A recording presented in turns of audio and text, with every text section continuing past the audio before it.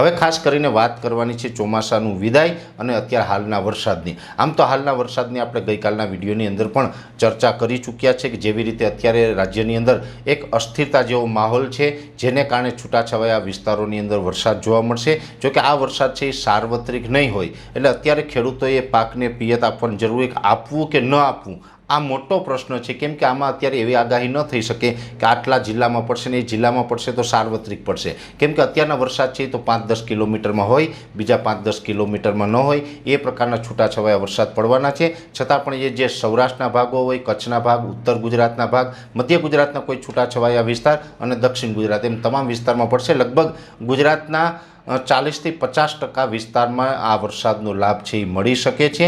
ખાસ કરીને આ વરસાદ છે એમાં ઘણી જગ્યાએ ગાજવીજ અને પવનનું પ્રમાણ વધુ જોવા મળે તેવી પણ શક્યતાઓ છે, અને છૂટાછવાયા વિસ્તારની અંદર છે એમાં પણ સૌરાષ્ટ્ર અને દક્ષિણ ગુજરાતની અંદર તીવ્રતા થોડીક વધારે જોવા મળશે।